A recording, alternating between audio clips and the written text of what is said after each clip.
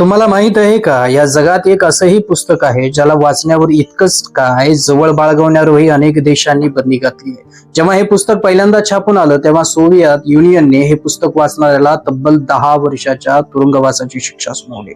पूर्व जर्मनीने या पुस्तकाला जवळ बाळगणाऱ्याला थेट देशद्रोही घोषित केलं.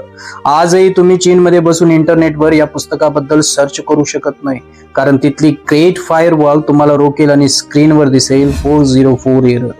2023 मध्ये बेलारूस सारख्या देशात जर कुणाच्या फोनमध्ये या पुस्तकाची साधी PDF फाईल जरी सापडली तरी त्यांच्या घरावर पोलिसांची रेड पडत होती. अरब देशांनी तर हे पुस्तक आपल्या लायब्ररीतून मुद्दामून नष्ट केलं. शेवटी असं काय दडलं या पुस्तकात? यात असं काय लिहिलंय ज्याला वाचण्याची भीती जगातल्या सगळ्यात ताकदवर सरकारांनाही वाटते? त्यांना अशी कोणती भीती सतावते की जर त्यांच्या जनतेने हे पुस्तक वाचलं तर त्यांच्या पायच उखडून निघेल? या प्रश्नाचं उत्तर मिळवण्यासाठी आपल्याला 76 वर्ष साल होतं 1949. स्कॉटलंडच्या एका अतिशय थंड आणि दुर्गम भागात एका छोट्याशा झोपडीत एक माणूस ट्युबरक्युलोसिस या भयंकर आजाराने मृत्यूशी झुंज देत होता. मरणाच्या दारात उभा असूनही त्या माणसाचं लक्ष स्वतःच्या आजारावर नव्हतं. त्याच्या हातात होता एक पेन आणि कागद आणि तो वेगाने काहीतरी लिहित होता. मागचे 11 महिने तो रात्रंदिवस या एकाच कामात गुंतला होता, कारण त्याला कोणत्याही परिस्थितीत मरण्यापूर्वी हे पुस्तक पूर्ण करायचं होतं. हे पुस्तक छापून आलं आणि त्यानंतर अवघ्या 7 महिन्याच्या आत महान लेखकाचा मृत्यू झाला. पण त्यानं मरण्याआधी जगाला अशी एक कलाकृती दिली जी 1984 या नावाने ओळखली जाते आणि त्या लेखकाचं नाव होतं जॉर्ज ऑरवेल. जॉर्ज ऑरवेलने या पुस्तकात असं काही लिहिलं होतं ज्याने जगातले सर्व सत्ताधाऱ्यांचा खरा चेहरा उघड केला. त्याने 1949 मध्ये बसून भविष्याची अशी एक भयानक भविष्यवाणी केली होती जी आज तुमच्या आमच्या आयुष्यात अगदी हुबेहूब आहे. त्याने अशा एका जगाची कल्पना मांडली होती जिथे कोणतेही स्वतंत्र नसतील तर फक्त सुपर स्टेट असतील, जिथे एकाच पक्षाची हुकुमशाही असेल, कोणतीही निवडणूक नसेल, कोणीही विरोधी पक्ष नसेल आणि या सगळ्यावर 24 तास लक्ष ठेवून big brother is watching you ही जगप्रसिद्ध आणि अंगावर काटा आणणारी ओळ याच पुस्तकात आली आहे. एक असा हुकुमशहा जो टेलिस्क्रीनच्या माध्यमातून तुमच्या प्रत्येक हालचालीवर लक्ष ठेवून आहे.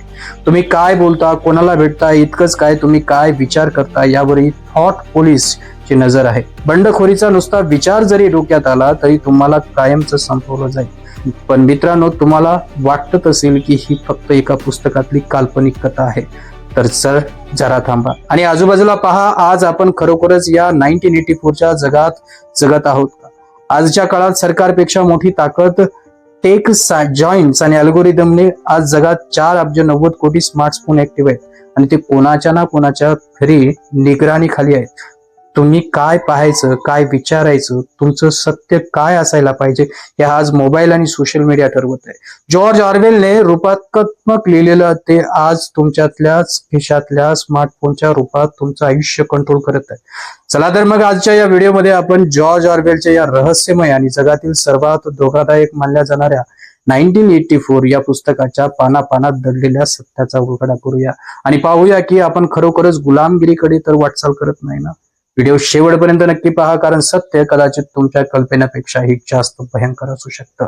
नमस्कार, मी विजन बोलतोय. विजन 360 मराठीमध्ये आपल्या सर्वांचं स्वागत आहे. नमस्कार मित्रांनो, आता तुम्ही या क्षणी तुम्ही हा व्हिडिओ तुमच्या मोबाईलवर, लॅपटॉपवर किंवा स्मार्ट टीव्हीवर बघत आहात. पण एक मिनिट थांबा, तुम्ही स्क्रीनकडे बघत आहात हे तर नक्की आहे, पण तुम्हाला खात्री आहे का तुमची स्क्रीन तुमच्याकडे बघत नाहीये? कल्पना करा, तुमच्या हातात असलेला फोन फक्त तुमचा आवाजच ऐकत नाहीये, तर तुम्ही कुठे जाता, कोणाला भेटता, तुमचे राजकीय विचार काय आहे, तुम्हाला कशाची भीती वाटते, हे सगळं तो रेकॉर्ड करत आहे. तुम्हाला वाटत असेल की तुम्ही तुमच्या बेडरूम मध्ये एकटे आहात, पण एक अदृश्य डोळा तुमच्यावर सतत लक्ष ठेवून आहे. तुम्हाला वाटेल की मी एखाद्या सायफाय चित्रपटाची गोष्ट सांगतो, पण मित्रांनो हे सत्य आहे. आजपासून तब्बल 75 वर्षापूर्वी एका माणसाने भविष्यवाणी केली होती की भविष्यात सरकार आणि मोठ्या कंपन्या लोकांच्या घरात कॅमेरे लावतील आणि त्यांना 24 तास निरीक्षणाखाली ठेवतील. आज ती भविष्यवाणी तंतोतंत खरी ठरत आहे.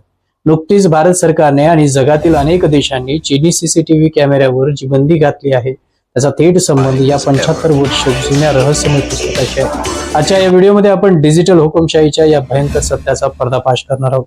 हा व्हिडिओ शेवटपर्यंत नक्की पहा. मित्रांनो, ज्या पुस्तकाबद्दल मी बोलतोय त्याचं नाव आहे 1984. हे पुस्तक जॉर्ज ऑरवेल या ब्रिटिश लेखकाने 1949 मध्ये प्रकाशित केले. पण प्रश्न हा आहे की ऑर्वेलने इतकं भयानक पुस्तक का लिहिलं? याचं उत्तर लपलेलं आहे दुसऱ्या महायुद्धाच्या आणि त्या काळातील राजकीय परिस्थितीच्या इतिहासात. 1930 आणि 40च्या दशकात ऑर्वेलने युरोपमध्ये अत्यंत जवळून हुकुमशाही पाहिली होती. जर्मनीमध्ये हिटलरचा नाझीवाद, इटलीमध्ये मुसोलिन आणि सोव्हिएत युनियन, रशियामध्ये जोसेफ स्टॅलिनची क्रूर राजवट. ऑर्वेलने पाहिले की हे हुकुमशहा लोकांवर राज्य करण्यासाठी फक्त शस्त्राचा वापर करत नव्हते, तर ते लोकांच्या विचारावर नियंत्रण मिळवत होते. त्यांनी स्पॅनिश यादवी युद्धात स्वतः भाग घेतला होता, जिथे त्यांनी पाहिले की प्रोपोगंडा आणि खोट्या बातम्या कशा पसरवल्या जातात. जेव्हा महायुद्ध संपलं तेव्हा ऑर्वेलला भीती वाटली की जरी हिटलर संपला असला तरी भविष्यात तंत्रज्ञानाच्या मदतीने सरकारी इतकी शक्तिशाली होतील की ती लोकांचे स्वातंत्र्य कायमचे हिरावून घेतील. लोकांना सावध करण्यासाठी ऑर्वेलने हे पुस्तक एका चेतावणीच्या स्वरूपात लिहिले. त्यांनी ओशन या नावाचा एक काल्पनिक देश उभा केला, जिथे द पार्टी नावाचे सरकार आहे आणि त्याचा नेता बिग ब्रदर आहे. ऑर्वेलला सांगायचे होते की जर आपण आपल्या लोकशाहीचे आणि स्वातंत्र्याचे रक्षण केले नाही तर हे भयानक काल्पनिक जग आपले वास्तव बनेल. तर पुस्तकातील काल्पनिक गोष्ट आणि आजची डेटा रियालिटी पाहू. आता आपण बघूया ऑर्वेलने पुस्तकात ज्या काल्पनिक गोष्टी सांगितल्या होत्या त्या आज डेटा रियालिटीमध्ये कशा खऱ्या ठरत आहेत. पुस्तकात टेलिस्क्रीन नावाचा एक यंत्र आहे. हे असे टीव्ही आहे जे तुम्ही बंद करू शकत नाही आणि ते तुमच्यावर सतत लक्ष ठेवतात. आज याची जागा आपल्या स्मार्टफोन, स्मार्ट टीव्ही आणि अलेक्झा सारख्या स्मार्ट स्पीकर्सनी घेतली आहे. आपण स्वतःचे पैसे खर्च करून हे टेलिस्क्रीन घरात आहेत. पुस्तकात थॉट पोलीस आहेत जे लोकांचे विचार ओळखतात. आज याची जागा अल्गोरिदमने घेतली आहे. तुम्ही गुगलवर काय सर्च करता यावरून AI आधीच ओळखते की तुमच्या मनात काय चाललंय. सर्वात मोठे उदाहरण म्हणजे चीनची सोशल क्रेडिट सिस्टीम.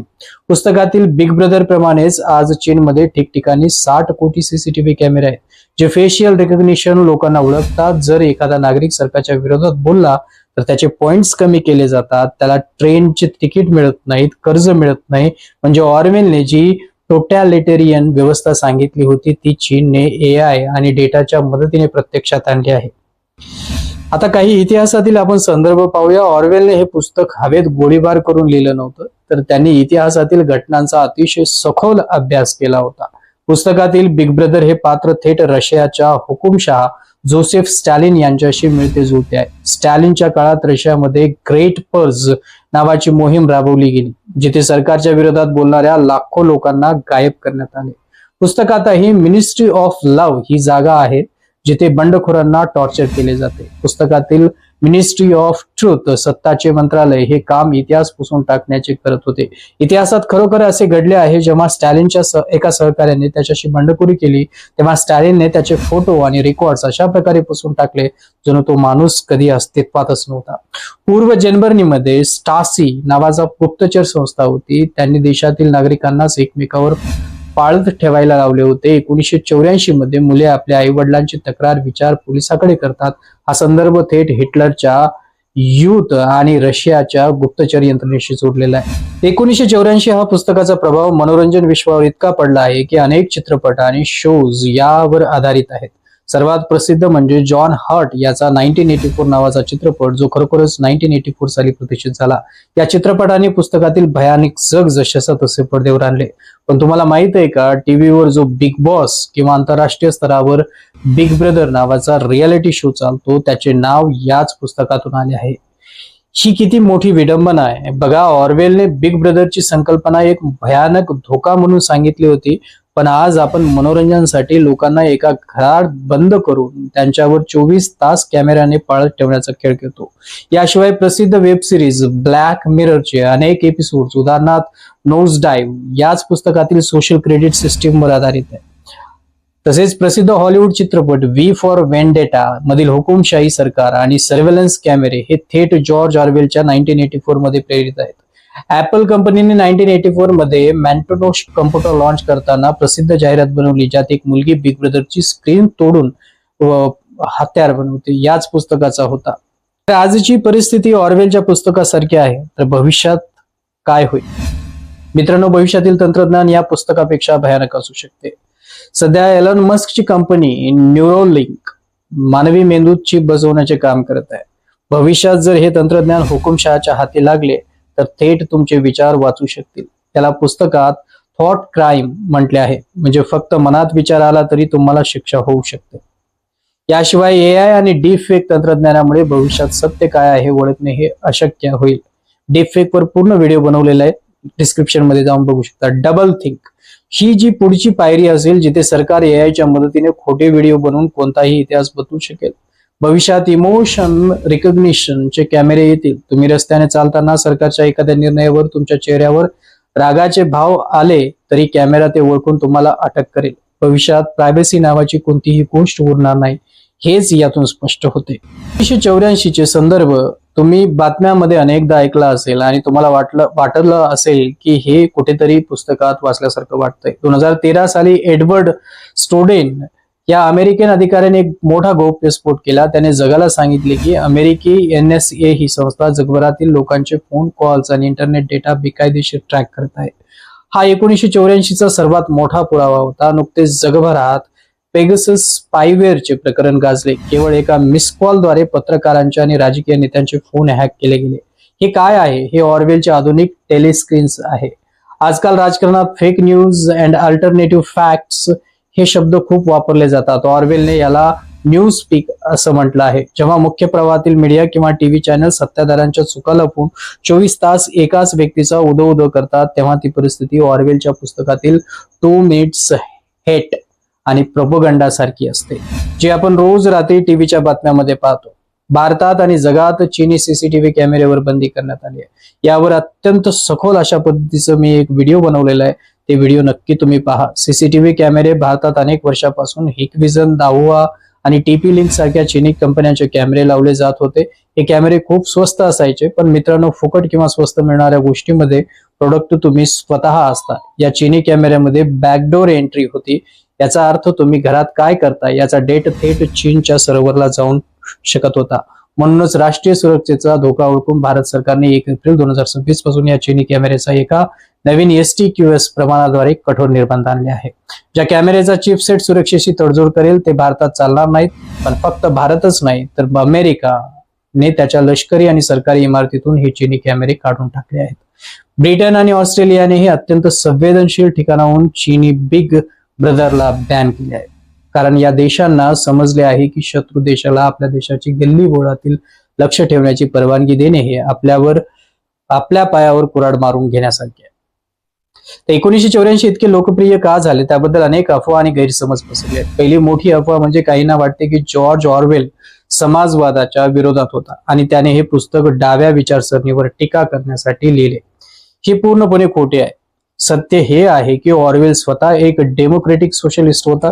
त्याचा विरोध कोणत्याही एका विचारधारेला नव्हता, तर त्याचा विरोध हुकुमशाहीला होता. मग ती हुकुमशाही उजव्या विचारधारेची फॅसिझम असो व डाव्या विचारधारेची स्टॅलिनिझम असो. दुसरी अफवा म्हणजे 1984 हे एका विशिष्ट सालासाठी केलेली भविष्यवाणी होती. अनेकांना वाटले की 1984 साल उजाडले आणि काहीच झाले नाही, म्हणजे ऑरवेल चुकला. पण ऑरवेलने 1984 हे वर्ष मुद्दाम निवडले नव्हते. त्याने पुस्तक 1948 मध्ये लिहिले आणि शेवटचे 2 आकडे फिरवून 1984 केले, जेणेकरून तो सांगू शकेल की हे भविष्य फार दूर नाहीये, ते आपल्या उंबरवठ्यावर उभे आहे. आजचा बिग ब्रदर फक्त सरकार नाहीये, तर तो त्या मोठ्या टेक कंपन्या आहेत ज्यांच्याकडे आपला डेटा आणि बिग ब्रदरचा डेटा मिसयूज कसा करतो. जेव्हा तुम्ही इंटरनेट वापरता तेव्हा तुमचा डेटा मोठमोठ्या डेटा सेंटर्स मध्ये साठवला जातो. या डेटाचा प्रोफाइलिंग केले जाते. 2016च्या केम्ब्रिज अनालिटिका स्कॅन्डल मध्ये हेच झाले होते. फेसबुकवरील युजर्स डेटा वापरून त्यांच्या राजकीय आवडी निवडी ओळखल्या गेल्या आणि त्यांना त्यांच्या मनातील भीती वाढवणाऱ्या जाहिराती दाखवून निवडणुकीचे निकाल बदलण्यात आले. तुम्ही तुमच्या स्मार्टवॉचवर किती चालता, तुमचे हार्टबीट्स काय आहे, हा डेटा विमा कंपन्यांना विकला जातो आणि त्यावरून तुमचे प्रीमियम ठरवले जातो. म्हणजेच तुमचा वैयक्तिक डेटा वापरून तुमच्याच विरोधात शस्त्र म्हणून वापरला जातो. हाच बिग ब्रदरचा खरा चेहरा आहे.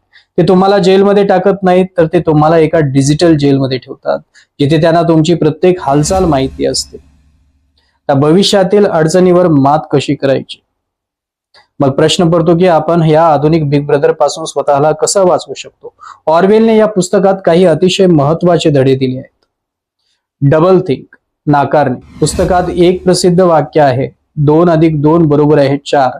ऑर्वेल म्हणतो की सत्य स्वीकारण्याचे धाडस ठेवा. व्हॉट्सअपवर येणारे फेक न्यूजवर डोळे झाकून विश्वास ठेवू नका. क्रिटिकल थिंकिंग चिकित्सिक विचार ठेवा. विचार जिवंत ठेवा. डिजिटल प्रायव्हसी आपले पासवर्ड मजबूत ठेवा. घरात कॅमेरे लावताना ते कोणत्या कंपनीचे आहेत, जसे स्वदेशी ज्यांचे सर्व्हर भारतात आहे ते तपासा. सिग्नल किंवा इतर end to end encrypted messaging ऍप्सचा वापर करा. कठोर कायद्याची मागणी करा. भारत सरकारने जसे चीनी कॅमेरे बॅन केले तशीच आपण नागरिकांनी मजबूत डेटा प्रोटेक्शन कायद्याची मागणी केली पाहिजे. कंपन्यांनी आपला डेटा कसा वापरावा यावर सरकारचे नियंत्रण असावे. मित्रांनो, जॉर्ज ऑर्वेलने फक्त एक गोष्ट सांगितली नव्हती, तर त्यांनी संपूर्ण एक नवीन भाषा तयार केली होती, जिला पुस्तकात न्यू स्पीक म्हणतात. सरकारला माहित होतं की जर माणसाच्या भाषेतून स्वातंत्र्य किंवा बंडखोरी हे शब्दच काढून टाकले तर माणूस तसा विचारच करू शकणार नाही. आज आपण अशाच काही शब्दांचा उलगडा करणार आहोत, जे आजच्या सोशल मीडियाच्या युगात तंतोतंत लागू होतात. Memory hole. इतिहासाचे मोडतोड पुस्तकात जेव्हा सरकारला एखादी जुनी बातमी किंवा फोटो बदलायचा असतो तेव्हा ते कागद एका लोखंडी जाळीत टाकतात, जिथे ते जळून खाक होतात. याला म्हणतात मेमरी होल. आजच्या काळात विचार करा, एखाद्या नेत्याने 10 वर्षापूर्वी काय आश्वासन दिलं होतं, जर ते इंटरनेटवरून डिलीट केलं किंवा सर्च इंजिनच्या अल्गोरिदमने ते खालच्या पानावर ढकललं तर ते तुमच्यासाठी अस्तित्वाचं राहत नाही. आजचे डिजिटल मेमरी होल्स हे जुन्या बातम्या आणि व्हिडिओ गायब करण्यासाठी वापरले जातात. अनपर्डिंग किंवा अनपझर्निंग अस्तित्वाचा अंत. जर एखाद्याने सरकार विरुद्ध बंड केलं तर त्याला फक्त मारलं जात नाही, तर त्याचं नाव इतिहासातून सरकारी दप्तरीतून पुसून टाकलं जातं. तो माणूस कधी जन्माला आला होता याचे पुरावे उरत नाहीत. याला ऑर्वेलनं अनपर्डिंग म्हटलंय. आज आपण याला कॅन्सल कल्चर किंवा डिजिटल बॅन म्हणतो का? जर उद्या तुमचं गुगल अकाउंट, फेसबुक आणि बँक खातं एखाद्या क्लिकवर बंद झालं तर तुमचं डिजिटल अस्तित्वच संपलं समजा. तुम्ही जिवंत असूनही जगासाठी अनपर्डिंग व्हा. 2 मिनिट्स हेट. जाणीवपूर्वक पसरलेल्या द्वेष पुस्तकात दररोज 2 मिनिटं सर्वांना एका स्क्रीन समोर उभं केलं जातं. तिथे शत्रूचा फोटो दाखवून लोकांच्या मनात राग भरला जातो. लोक स्क्रीनवर ओढतात, वस्तू फेकतात. आज रात्री 9 वाजताचे आणि टीव्ही न्यूज डिबेट्स बघा, तिथे हेच घडतंय का? एखाद्या विशिष्ट व्यक्तीला किंवा समुदायाला विलन ठरवून लोकांच्या मनात द्वेष पेरला जातो. हे आधुनिक 2 मिनिट्स हेट आहे, जे आपल्याला खऱ्या प्रश्नापासून दूर ठेवण्यासाठी वापरलं जातं. ट्रोल्स. मनोरंजनाचे गुलाम. ऑर्वेल म्हणतो समाजातील 85% लोक हे ट्रोल्स आहेत. सरकार त्यांच्यावर लक्ष ठेवत नाही, कारण त्यांना फक्त स्वस्त दारू, लॉटरी, पोर्नोग्राफी गुंतवून ठेवलं जातं. जोपर्यंत ते मनोरंजनात मग्न आहेत तोपर्यंत ते क्रांती करणार नाहीत. आज विचार करा, आपण तासनतास इन्फिनाइट स्क्रोलिंग आणि रील्स बघण्यात जे वेळ घालवतो ते आपल्याला ट्रोल्स बनवण्यासाठी तर नाही ना? आपण महागाई किंवा बेरोजगारीवर विचार करण्याऐवजी पुढचा व्हिडिओ कोणता बघायचा यात व्यस्त आहोत. रूम 101. तुमच्या भीतीचा वापर हे एक छळ केंद्र आहे, जिथे माणसाच्या त्याच्या सर्वात मोठ्या भीतीचा सामना करावा लागतो. जर तुम्हाला उंदराची भीती वाटत असेल तर तुमच्या तोंडावर उंदराचा पिंजरा लावला जाईल. जोपर्यंत तुम्ही तुमच्या प्रिय व्यक्तीचा विश्वासघात करत नाही तोपर्यंत हा छळ थांबत नाहीये. आजचा बिग ब्रदर तुमचा डेटा वापरून तुमची भीती सखोल, तुमच्या कोणत्या गोष्टीच्या भीती वाटते हे ओळखून तुम्हाला तशाच राजकीय जाहिराती दाखवल्या जातात. तुमची भीती हेच त्यांच्यासाठी सत्तेचं शास्त्र आहे. Duck talk. विचारांशिवाय बोलणे. याचा अर्थ बदकासारखे ओरडणे. जेव्हा एखादा प्रवक्ता किंवा नेता स्वतःची बुद्धी न वापरता फक्त द पार्टीने दिलेलं स्क्रिप्ट वाचतो तेव्हा त्याला डक टॉक म्हणतात. आजच्या IT सेलच्या जगात जिथे हजारो लोक एकच स्क्रिप्ट कॉपी पेस्ट करतात, तिथे आपल्याला हा डक टॉक पावलोपावली पाहायला मिळतो. मित्रांनो, हे सर्व शब्द आपल्याला सांगतायत की आपण एका अशा जगात आहोत जिथे भाषा हे संवाद साधण्याचं साधन नसून नियंत्रणाचं शस्त्र बनलंय. जेव्हा तुम्ही या शब्दांचा आजच्या परिस्थितीचा संबंध लावता तेव्हा लक्षात येतं की 1984 हे फक्त पुस्तक नाही, तर तो आपल्याला वर्तमानाचा आरसा आहे.